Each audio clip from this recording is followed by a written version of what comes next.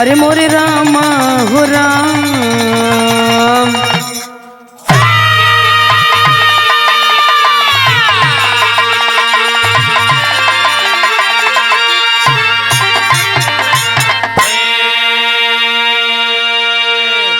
अच्छा बाबूजी, हम गायिका नीतूराज अपने सब साथियों की आवाज में अपने भोजपुरी भैया लोगन के पांव छू के प्रणाम करतनी।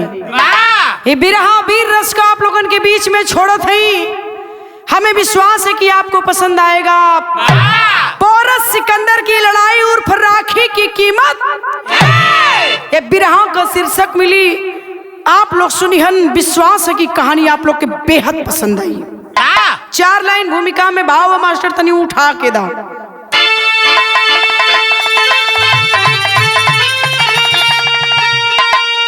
तो चढ़ा हिंद पे विश्व विजयी सिकंदर, तो पोरसी को न्योता पिठाया गया। हार मानो या आओ समर भूमि में, राह दो ही बबर को सुझाया गया। चला हाथ में पत्र धावक लिए, तो यहाँ के बोला तू स्वीकार कर लो गुलामी। अरे नहीं तो मिला देंगे मिट्टी में सब कुछ ही। सिया राम पोरस की सुनिए कहानी।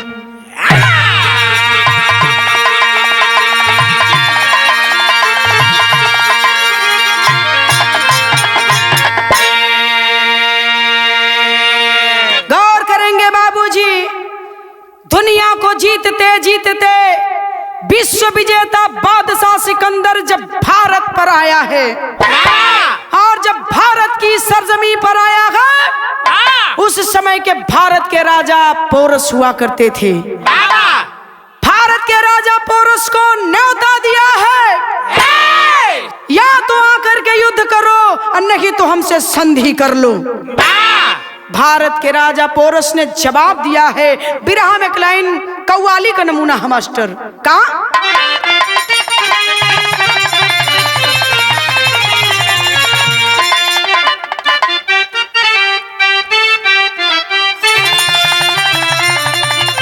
यह कव्वाली है। तो कहबे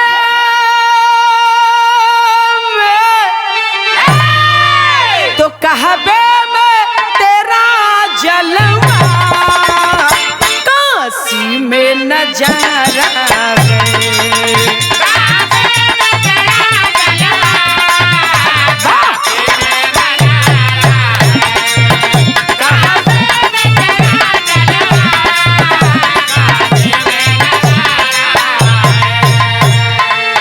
छोड़ दा। ई तो बिरहा का गजल है, कव्वाली है, लेकिन भाव कवि जी लिखत हुअन। का लिखल गल मास्टर? तो पोरस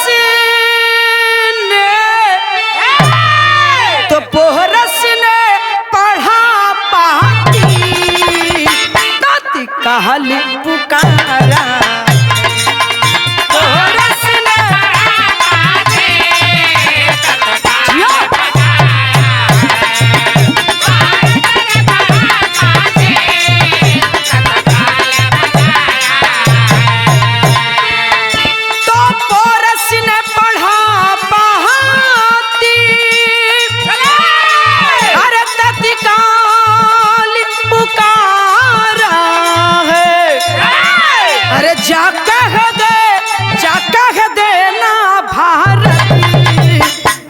जहानी से प्यारा,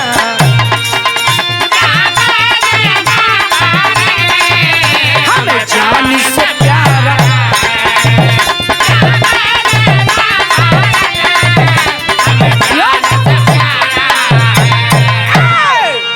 चौने समय पत्र दहले हो लेके धावक पहुंचल राजा हिंदुस्तान के राजा पोरस के पास। अरे बाप रे बाप, हिंदुस्तान के राजा जब उस पत्र को पढ़ते हैं, स्वीकार कर लेते हैं चुनौती को। हम संधि नहीं करेंगे किसी कीमत पर, हम युद्ध करेंगे, हमें युद्ध करेंगे। गौर करेंगे, यही से कहानी शुरू हो गई। 1 लाख सैनिक सिपाही राजा सिकंदर का विश्व विजेता, और मात्र 20,000 सेना हमारे हिंदुस्तान के राजा पोरस के पास रहल। लेकिन कहा जाता है हिम्मत मर्द मर्द ते खुदा। तब कहानी ऐजा से शुरू हो गई मास्टर भयल का आवा।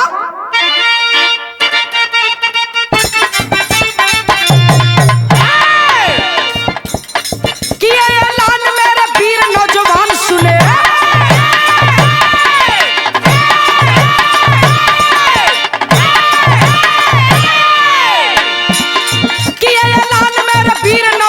सुने खड़ा सीमा पे अपने सिकंदर महान सुने। कहा लड़ो या हमें दे दो अपने भारत को, खुली चुनौती दिया आपकी महारत को। उसे पुरुषार्थ अपना आज दिखाना होगा, उसे पुरुषार्थ अपना आज दिखाना होगा, उसे पुरुषार्थ अपना आज दिखाना होगा। मिटेंगे हम, हमें भारत को बचाना होगा।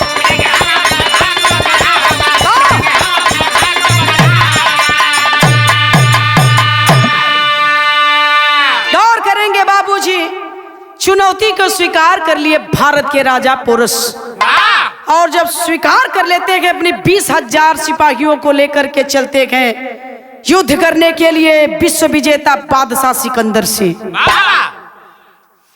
कलन की मिट जाएंगे, मर जाएंगे, लेकिन देश उस सिकंदर के हाथ में नहीं जाने देंगे। जब तक जीऊंगा तब तक अपनी मातृभूमि की रक्षा करूंगा।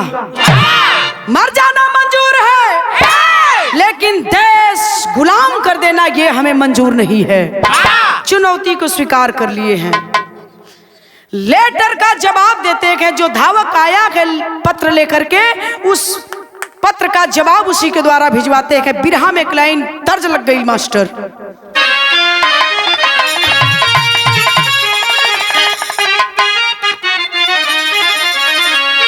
झुलनिया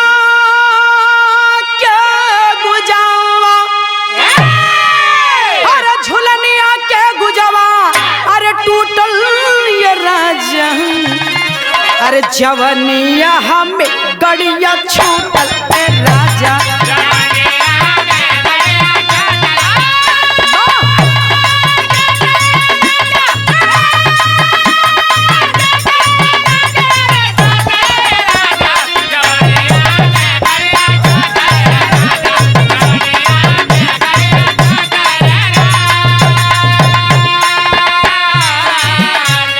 लेकिन जवाब दिए हैं राजा पोरस, क्या लिखे हैं? अरे सुनत बतिया छतिया, अरे सुनत बतिया छतिया फाटल ये बाबू, तुरंत पतिया लिखल फाटल ये बाबू।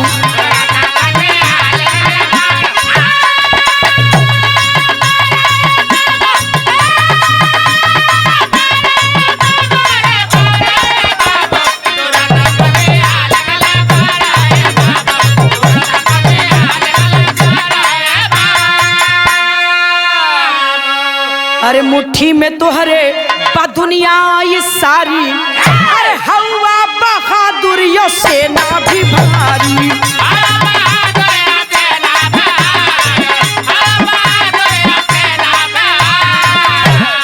अरे तब लोहा लोहा के, तब लोहा लोहा के काटी या बाबू, तुरंत पतिया लिखल काटी या बाबू।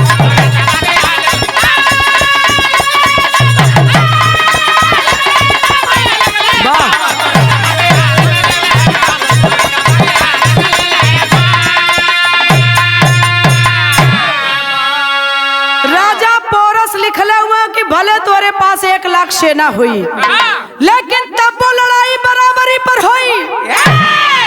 लोहा लोहा के काट के रखी मानी ना। आए हाय हाय, तर्ज बदल गई मास्टर।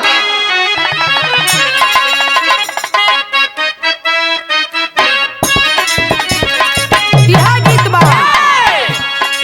हम गवनवा नहीं जाब, हम गवनवा नहीं जहाब। नई नई प्रीत लगल यही रनवा, नई नई प्रीत लगल यही रनवा। हम गवनवा नहीं जहाब, नई नई प्रीत लगल।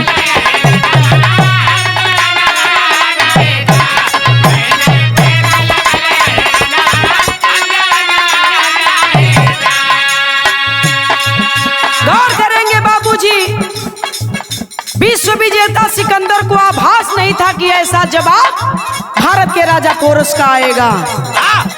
चलल हुवन, और जब चलल हुवन तब का भाव कवि जी लिखत हुवन का, जब जवनवा चल ना, जब जवनवा चल ना, पोरस वीर महाबलवनवा, पोरस वीर महाबलवनवा, जब जवनवा चल ना।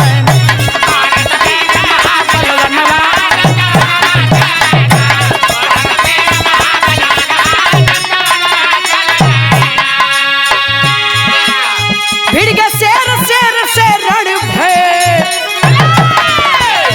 भैया युद्ध गजब भीषण भय, भैया युद्ध गजब भीषण भय, कट गिरा लगल गर्दनवा, कट गिरा लगल गर्दनवा, जब जवनवा चलल।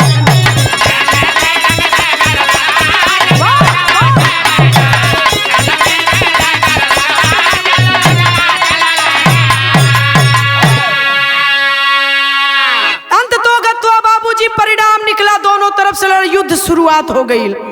जब दोनों तरफ से लड़ाई छिड़ गई, खटाखट खटाखट कचाकच कचाकच दोनों तरफ से तेगा तलवार चले लगल। मुड़ी तो ऐसे कट के गिरा मालूम पड़ा फुटबॉल ढंगलात बा, कौनो गेना केहरो से फेंकल जात बा, काट काट के गर्दन वही मैदाने जंग में गिरे लगल वीरन का। अरे बाप रे बाप, कवि जी लिखत हुन ओ रण क्षेत्र का ओ समय का दास्तान तनी 2 लाइन टेरी में का लिखल हो तनी देखा।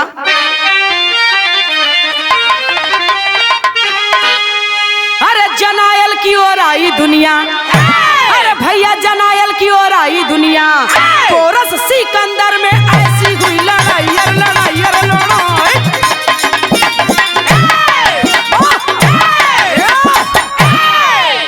जनायल की ओर आई दुनिया, पोरस सिकंदर में ऐसी हुई लड़ाई, जनायल की ओर आई दुनिया। खचाखच खचाखच दोनों तरफ से तेगा तलवार चलत बा, गर्दन पर गर्दन गर्दन पर गर्दन कट कट के फुटबॉल की तरह ढिंगलाए लगल। तब कवि जी लिखत हुन चौकड़ा में भाव हतनियावा था,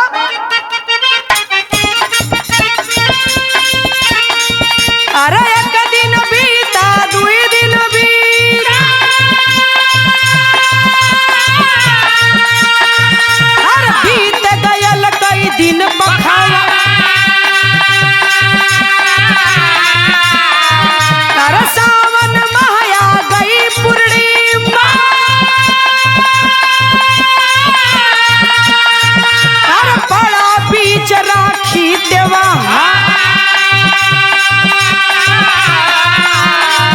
अरे दोनों दल में बनी सहमति, अरे उस दिन नहीं चलेगी हुआ, अरे गजब हुआ उस दिन पोरस संग आगे का सुनिए इजहार।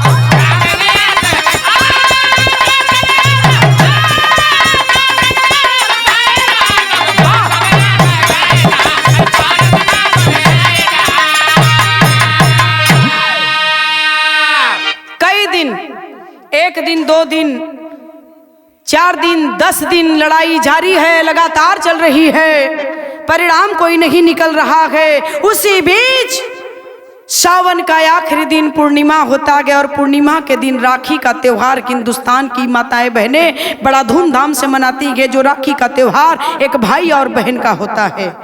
हर बहन अपने भाई की कलाई पर राखी बांधती है, उसकी लंबी दुआ की कामना करती है, लंबी उम्र की, लंबी उम्र की कामना हर बहन अपने भाई के लिए करती है। बाबूजी, आज राखी का कल त्योहार है, तो आज दोनों दल में आपसी में एक सहमति बनती है कि कल युद्ध किसी दल से कोई नहीं करेगा, कल रक्षाबंधन का त्योहार मनाया जाएगा।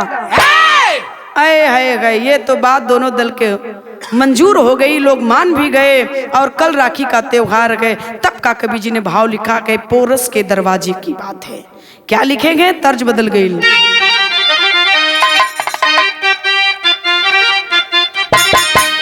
छोड़ा तर्ज, भाव बढ़िया है। पोरस, हिंदुस्तान के राजा पोरस के दरवाजे पर कोई आया है, कहना है। क्या लिखे कवि जी, अरे राखी लेके दुआरा पे लेके दुआरा पे आइली बहिनिया हो।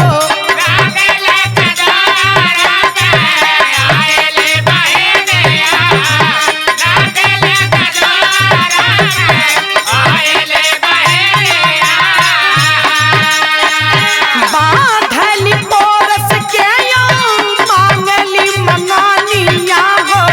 बांधली पोरस के अब मांगली मंगानिया हो। राखी लेके दुआरा पे आइली बहिनिया हो।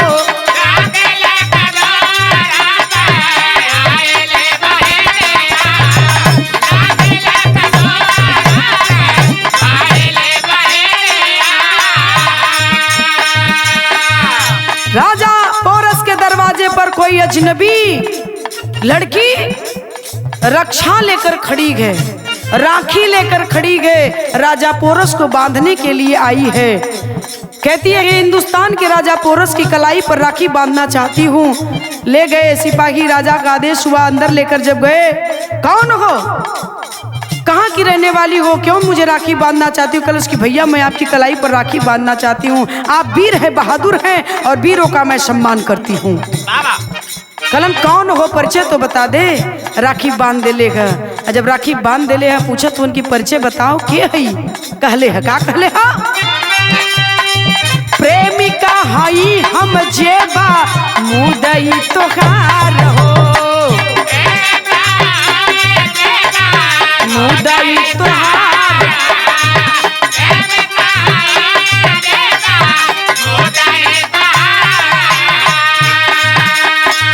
पुरुष सम्राट कहले मांगा पुरस्कार हो। मांगा पुरस्कार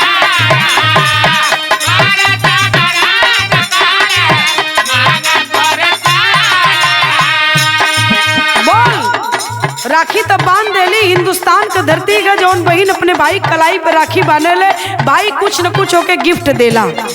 क्या चाहिए बहन बोल। मैं जान गया तू मेरे दुश्मन सिकंदर की प्रेमिका के। कलश की हाँ। क्या चाहती है, क्या चाहिए? तब मंगले कहा मास्टर कहली सजाना के देदा जीवनिया हो।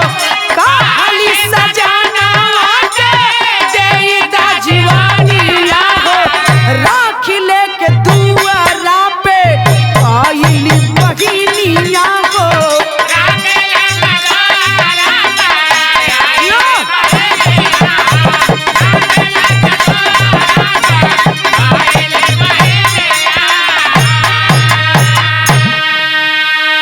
जान गया मैं कि तू सिकंदर की प्रेमिका है।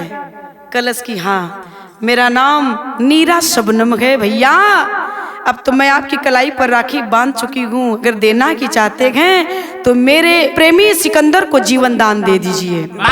वादा करिए मुझसे, मेरे सिकंदर को आप जान से नहीं मारेंगे। वादा करिए। वाह, राखी बांध कर तूने यही मुझसे मांगा। चल, वादा करता हूं मैं तेरे प्रेमी सिकंदर को नहीं मारूंगा। कलश की भैया, उसने वादा किया है कि विश्व जीत लूंगा तब तुझसे मैं विवाह करूंगा। मेरे सिकंदर ने दुनिया को जीता है, बस यही हिंदुस्तान बचा है। और जिस दिन हिंदुस्तान को मेरा प्रेमी सिकंदर जीत जाएगा, उसको जीतने के बाद मुझसे विवाह करेगा। अगर हार गया तो मुझसे विवाह नहीं करेगा। हाथ जोड़ रही हूं, मेरे प्रेमी सिकंदर को जान से मत मारना।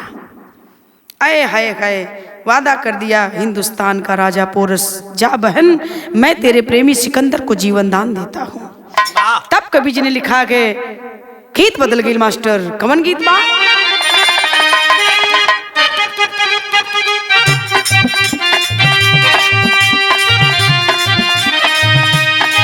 अरे नरई तहल के चिकन मटिया,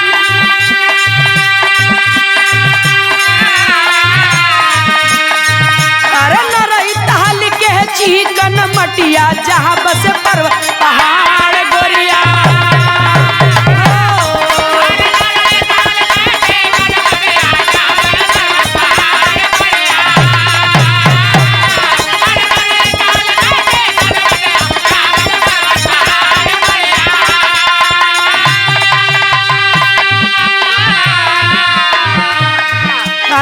भैया बहनिया के देखे बचनिया, अरे भैया बहनिया के देखे बचनिया, विदा किए तत्काल मितवा, विदा किए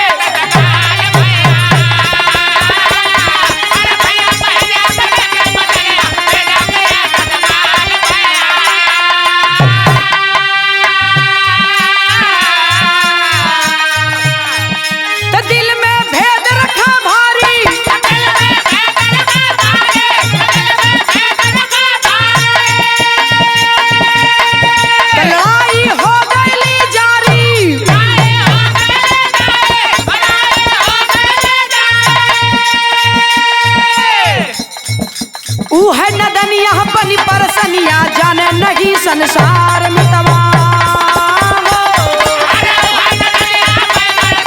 जाने नहीं संसार।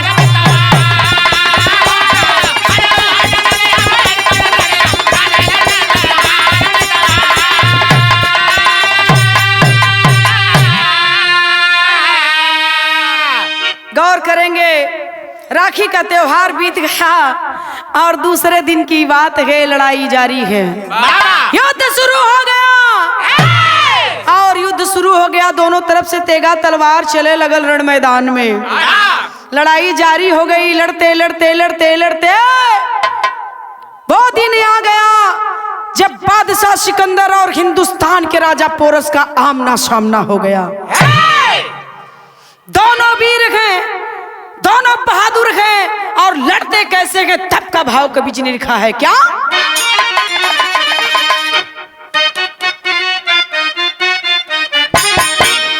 अरे पोरस नौजवान नागर,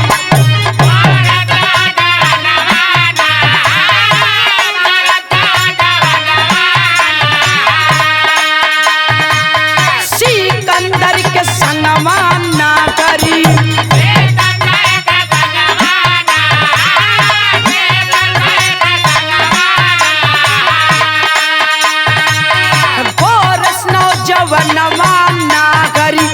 सिकंदर के संगवा नागर, भीड़ न समर में दोनों, भीड़ न समर में दोनों, भइल घमसनवा नागर, पोरस नौजवानवा नागर, सिकंदर के संगवा नागर,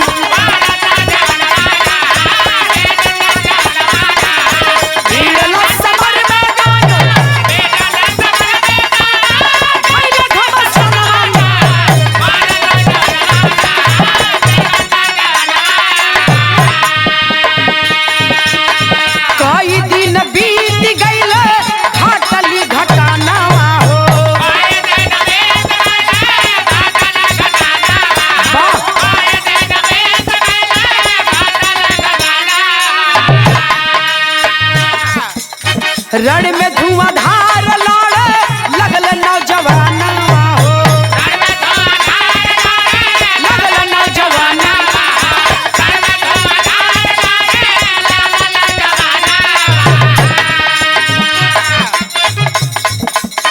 मौका एक पवला पोरस, तेगवा चलवला पोरस,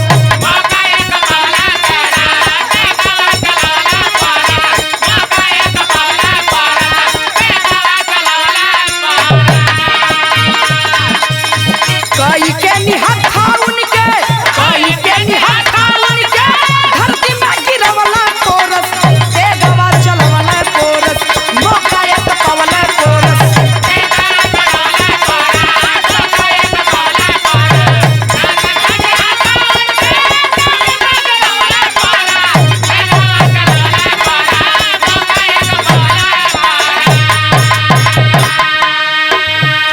छाती ऊपर चढ़ गईले वीर बलकारिया हो,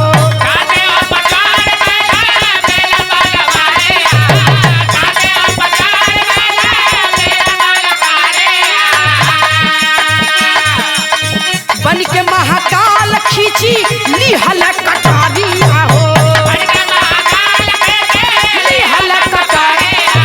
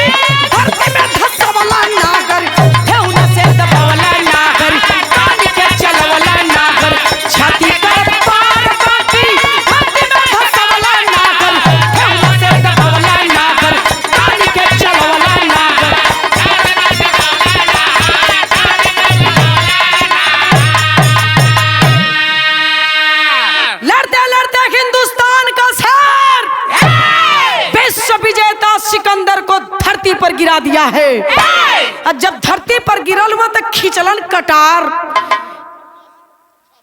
चढ़ गईलन ठेहुना से छाती पर, और वही छाती के ठेहुना से दबौले हुवन। राजा पोरस जब सिकंदर की छाती को घुटने से दबाए हैं, खींच लिए अपनी कटार को, और खींच के कटार जैसे ही चलावे जात हुवन, याद आ गया बहन की उस राखी की बात, नीरा सबनम की।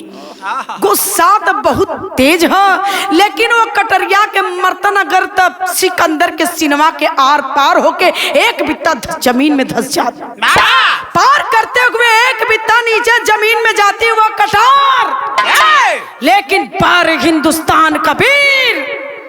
याद आ गई उस बहन की बात को, उस कटार को सिकंदर की छाती में न मार के बगल से धरती पर गाड़ दे। जब धरती में गड़ले हुवन, आवाक हो गया विश्व का विजेता बादशाह सिकंदर। ये छाती पर मेरे कटार चलाने की बजाय धरती पर पोरस ने आखिर इस कटार को क्यों धंसा दिया, क्यों मुझे छोड़ दिया, क्यों नहीं मारा, आखिर रीजन क्या है? हाय हाय हाय बाबू, अब इन छोड़ के हिंदुस्तान का राजा पोरस उठल ना हुवन, तब तक पीछे से कोई वार कर देता के। जब पीछे से राजा पोरस के कोई वार कैले, अब पलट के ताके तो रहल के बाबू आवा तनी पहपट में भाव है, तो छोड़ के उठल चहले, अरे वही समैया नैया यद जल में, तो छोड़ के उठल चहले वही समैया नैया यद जल में, तब तक कोई वार किया के भैया नैया यद जल में।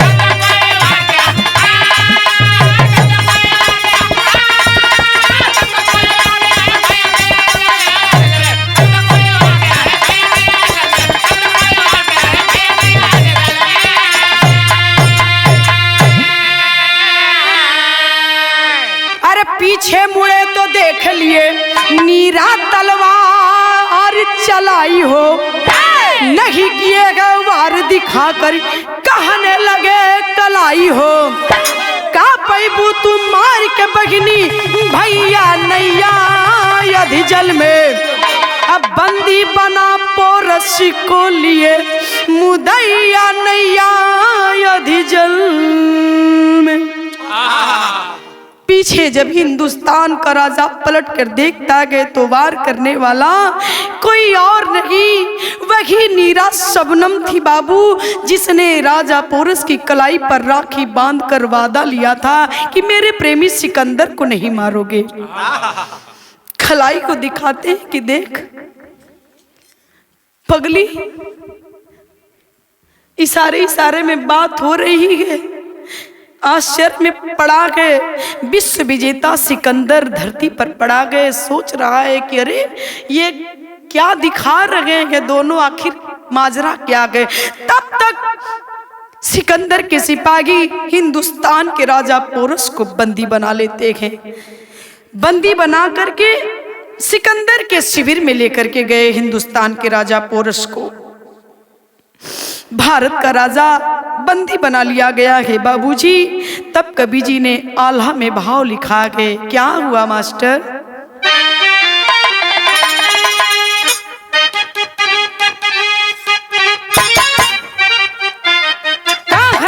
शुरू से ही तो हके बताई है बाबू,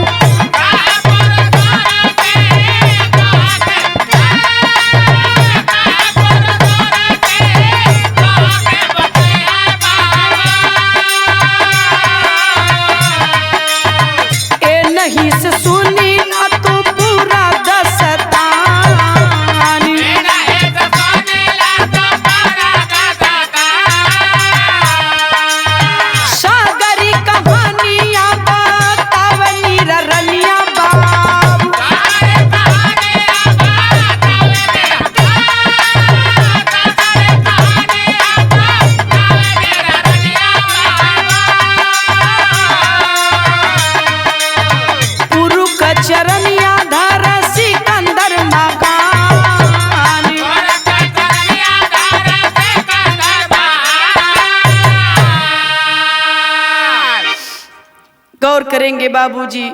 अपने हिंदुस्तान का राजा पोरस जब सिकंदर के शिविर में गया है, जीती हुई लड़ाई हार करके राजा पोरस बंदी बना के सिकंदर के शिविर में है। रात का वक्त है, सिकंदर को नींद नहीं आ रही है, चैन नहीं है। वो तो वही सोच रहा है कि आखिर पोरस ने मुझे मारा क्यों नहीं। चाहता तो मुझे जान से मार देता, आखिर मारा क्यों नहीं। बुलाया कि राजा पोरस को अपने पास सिकंदर ने। आओ ऐ हिंदुस्तान के राजा वीर बहादुर, ऐ राजा पोरस, आओ बैठो। अपनी बराबरी में राजा पोरस को सिकंदर ने बिठाया है। कहा कि एक बात मुझे समझ में नहीं आ रही है। मित्र, मित्र, जब मित्र कहा है सिकंदर, तो पोरस अवाक हो गया कि तुम दुश्मन मेरे मित्र कैसे हो गए। कहा सिकंदर ने कि जो प्राण की रक्षा कर दे वो मित्र नहीं तो और क्या हो सकता है। तुम चाहते तो मुझे मार देते, लेकिन छोड़ दिया, क्यों छोड़ दिया, क्यों नहीं मारा, यह बात मेरे समझ में नहीं आई। बोलो क्या कारण था। नीरा शबनम सिकंदर की प्रेमिका बगल में खड़ी है बाबूजी। कहा राजा पोरस ने, मुझसे क्या पूछ रहे हो, अपनी प्रेमिका नीरा शबनम से पूछो, ये बताएगी तो ज्यादा बेहतर होगा। क्यों नीरा, बता दो अपने प्रेमी को।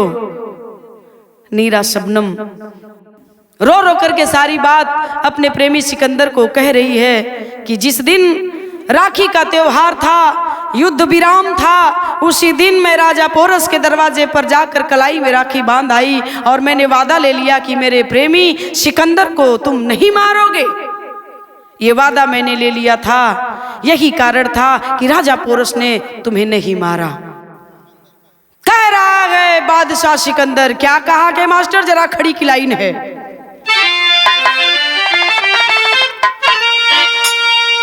ऐसा भाई के,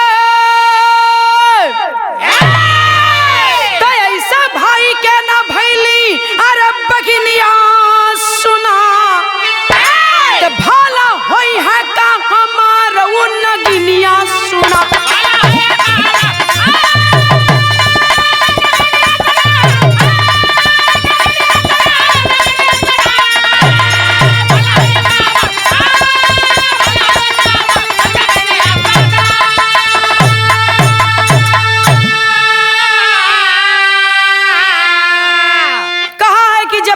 भाई की नहीं हुई तो मेरा क्या होगी। सुन मेरी बात, का कहले हुवन सिकंदर मास्टर, तक कहला सिकंदर ये के दिहल जाई फसिया, अरे सुन पोरस लेवे लगला लंबी लंबी ससिया।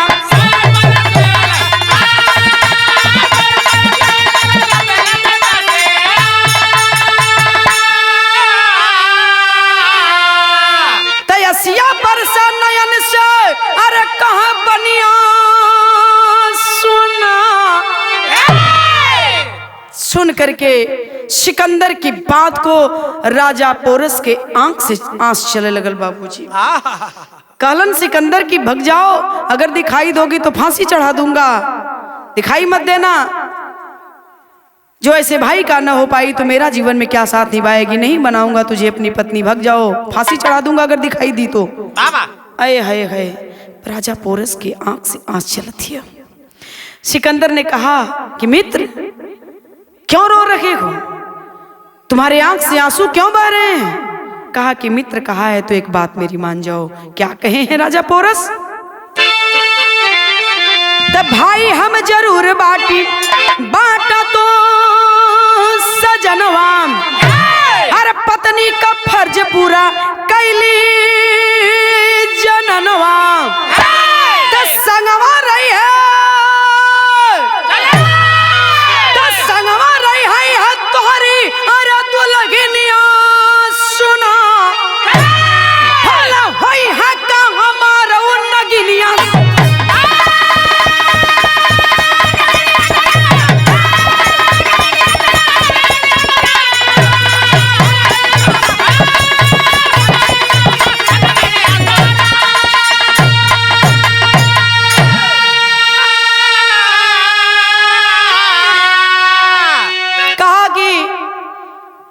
बेशक मैं उसका भाई हूं, वो भूल गई। उसने जो भी किया सिर्फ तेरे लिए किया, वही उसका धर्म था जो उसने किया। और मोहब्बत और जंग में सब जायज है मित्र। अपने देवता को बचाने के लिए उसने मुझ पर वार किया और उसी देवता को बचाने के लिए उसने कलाई पर राखी बांधा। कहीं उसे यह आभास हो चुका रहा होगा कि ये मेरे देवता को, मेरे सिकंदर को मार देगा तो मैं आजीवन कुंवारी बैठी रहूंगी। यही कारण था कि वो मेरे दरवाजे पर गई और ये उसने मुझसे मांगा, मैंने उसे दे दिया और तुझे नहीं मारा। भले मैं तेरा मित्र हूं, लेकिन ऐसी पत्नी, ऐसी जीवन संगनी तुझे दुनिया में कहीं नहीं मिलेगी। मेरी इच्छा है कि तू विवाह कर ले अभी नीरा शबनम से, अगर मुझे मित्र मानता है तो। बाहरे बादशाह सिकंदर पोरस की बात को मानकर नीरा शबनम से विवाह किया और जितना दुनिया से जीता हुआ धन बादशाह सिकंदर के पास था, सारा धन अपने मित्र पोरस को दे करके अपनी नीरा शबनम को लेकर के हार मान करके हिंदुस्तान के राजा पोरस से चला गया, अपने देश यूनान लौट गया। ऐसे ऐसे वीर बहादुर हमारे हिंदुस्तान में हुआ करते थे बाबूजी, जो विश्व को जीतने वाला। आज सिकंदर हिंदुस्तान से हार मान करके गया। तो ये रही कहानी एक बहन और भाई की राखी की कीमत। तो कहानी यही खत्म होती है, खानदान का परिचय है। गुरु बिहारी गुरु रमन ऐसे थे वीर वतन में, अरे श्यामा सीताराम भारत जी, अरे विश्वनाथ के मन में, अरे जनायल की ओर आई दुनिया, तनी तू सिया राम का रक्षक सारथ माई जन